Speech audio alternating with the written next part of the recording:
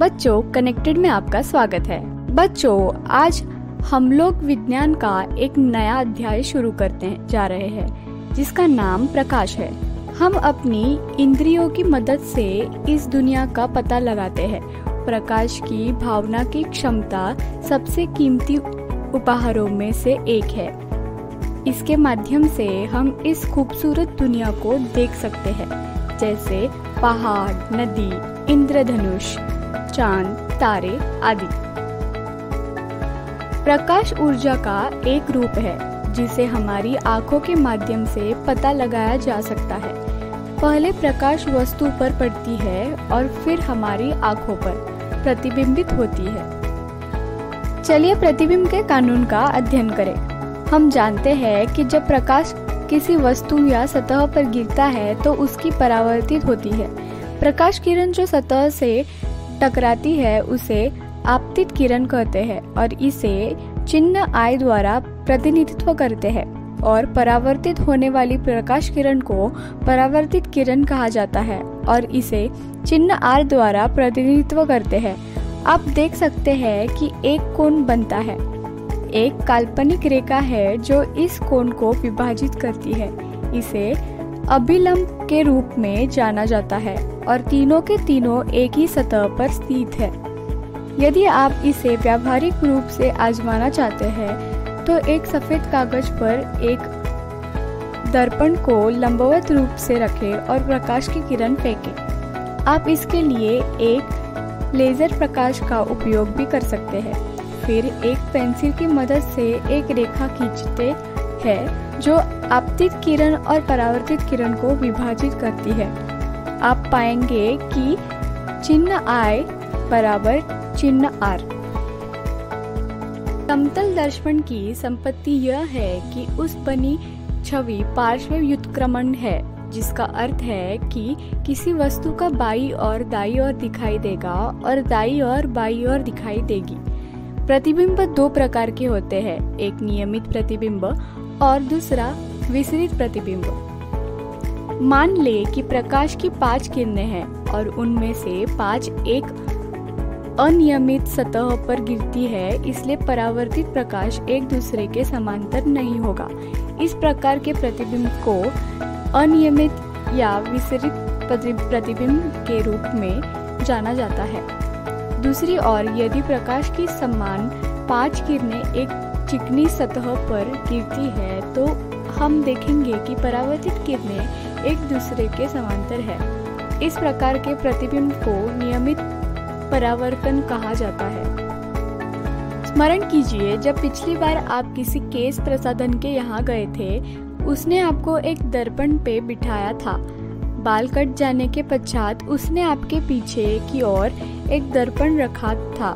इस दूसरे दर्पण की सहायता से आप सामने वाले दर्पण में यह देख सकते थे कि आपके बाल कैसे कटे हैं। क्या आप बता सकते हैं कि अपने सिर के पीछे के बालों को आप कैसे देख पाए थे? याद कीजिए, आपने पहले विस्तारित क्रियाकलाप के रूप में एक परिदर्शी बनाया था। परिदर्शी में 2 समतल दर्पण उपयोग किए जाते हैं। क्या आप बता सकते हैं कि 2 दर्पणों से परावर्तन द्वारा आप उन वस्तुओं को देखने योग्य कैसे बना पाते हैं जिन्हें आप सीधे नहीं देख पाते? परिदर्शियों का उपयोग पनडुब्बियों, टैंकों तथा बंकरों में छिपे सैनिकों द्वारा बाहर की वस्तुओं को देखने के लिए किया जाता है। क्रियाकलाप 16.5। 2 समतल दर्पण लीजिए, उन्हें एक दूसरे से समकोण बनाते हुए इस प्रकार रखिए कि इनके किरणें आपस में मिले रहे। इन्हें जोड़ने के लिए आप किसी टेप का उपयोग कर सकते हैं। दर्पणों के बीच एक सिक्का रखिए।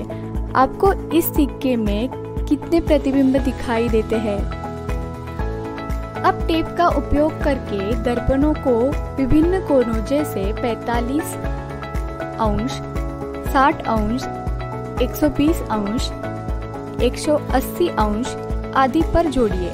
दर्पणों के बीच में कई वस्तु जैसे मोमबत्ती रखिए। प्रत्येक प्रकरण में वस्तु के बनने वाले प्रतिबिंबों की संख्या नोट कीजिए।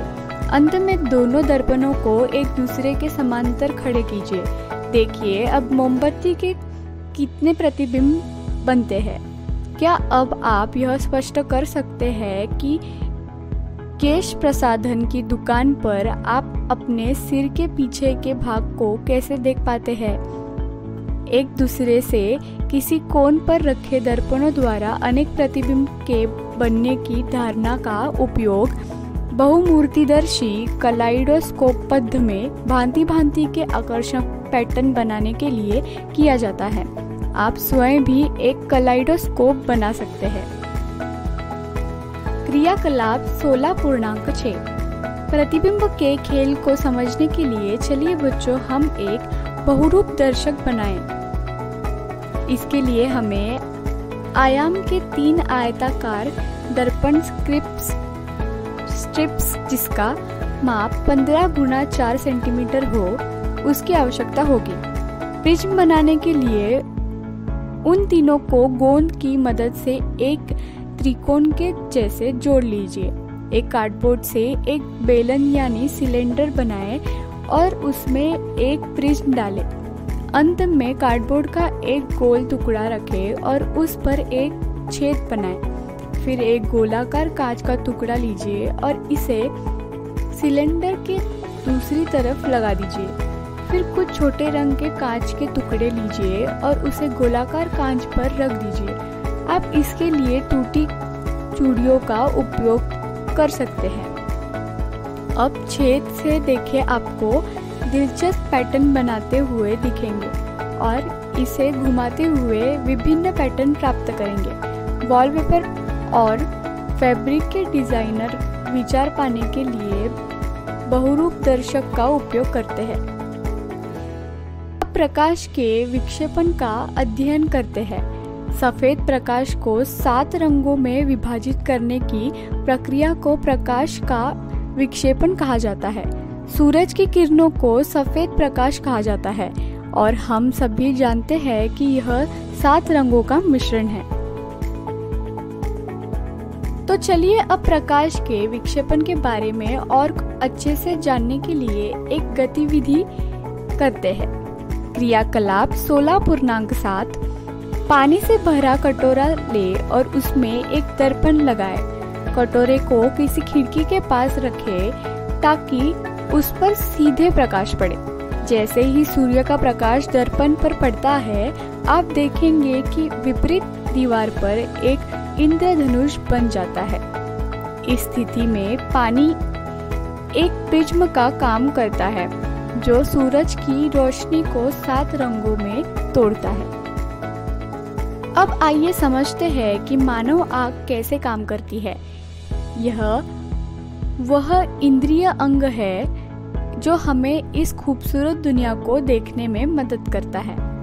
आँख का बाहरी भाग सफेद रंग का होता है और सख्त होता है ताकि यह आँख की सुरक्षा कर सके। पारदर्शी सामने वाले हिस्से को कॉर्निया कहा जाता है। कॉर्निया के पीछे काले पेशी मसल होता है जिसे परितारिका या आइरिस कहते हैं। आइरिस में एक छोटा सा उद्घाटन होता है जिसे पुतली कहा जाता है। पुतली का आकार आइरिस द्वारा नियंत्रित किया जाता है। आइरिस के कई रंग होते हैं। आइरिस आँख में जाने के लिए प्रकाश की मात्रा को नियंत्रित करता है। पुतली के पीछे एक परत होती है जिसे रेटिना कहा जाता है। रेटिना में कई तंत्रिका कोशिकाएं होती है। ऑप्टिक तंत्रिका के माध्यम में मस्तिष्क को प्रेक्षित तंत्रिका द्वारा अनुभूति होती है। तंत्रिका कोशिकाएं 2 प्रकार की होती है।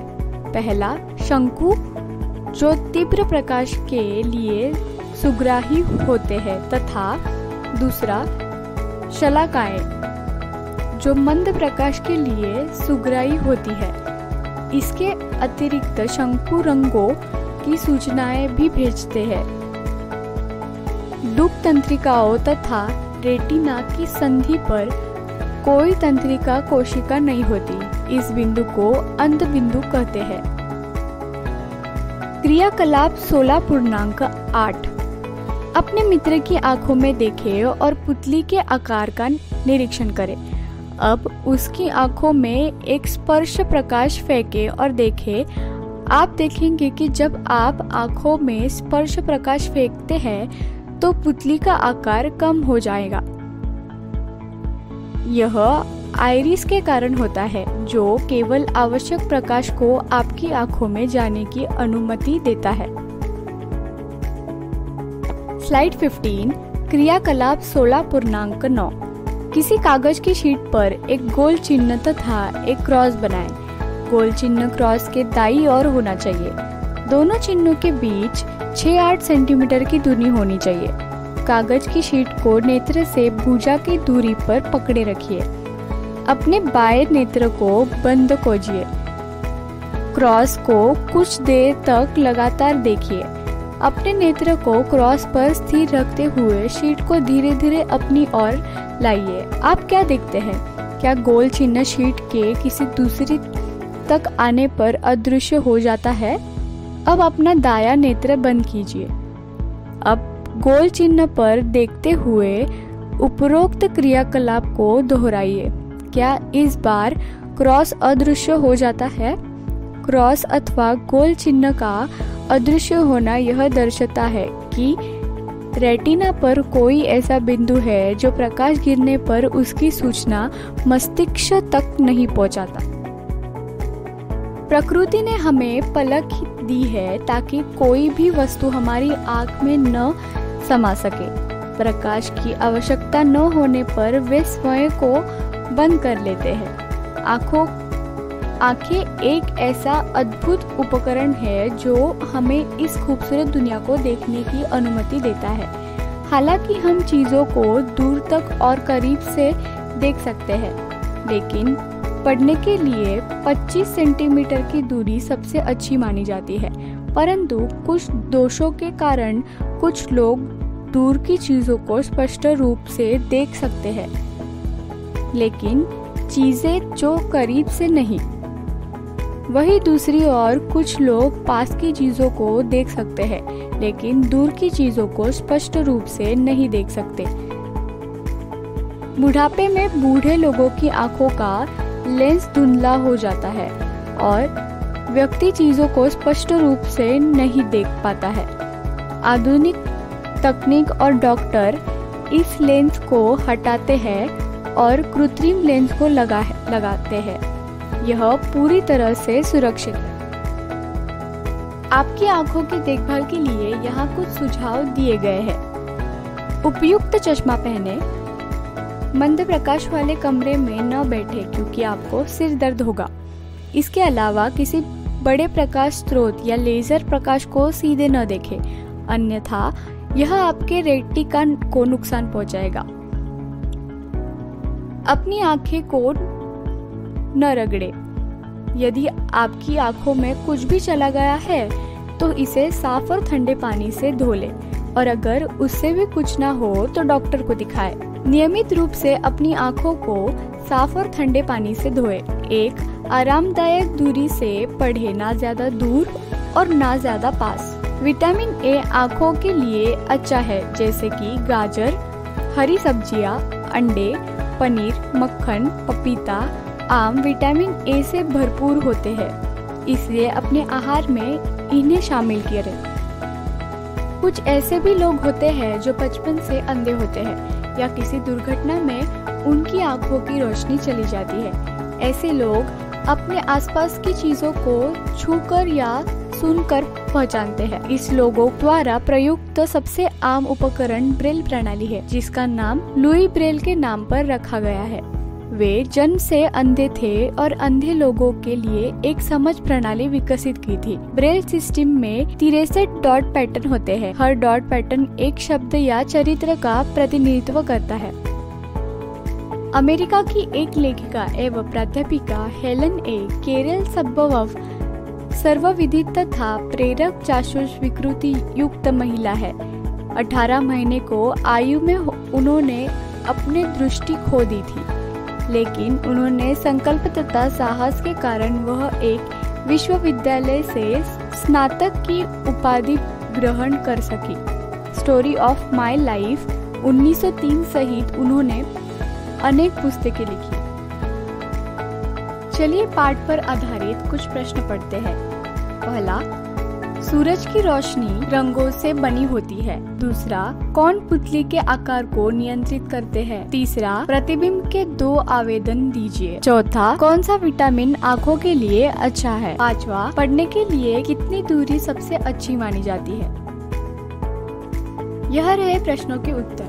पहला, सूरज की रोशनी 7 रंगों से बनी होती है। दूसरा, पुतली का आकार परितारिका या आइरिस तय करता है।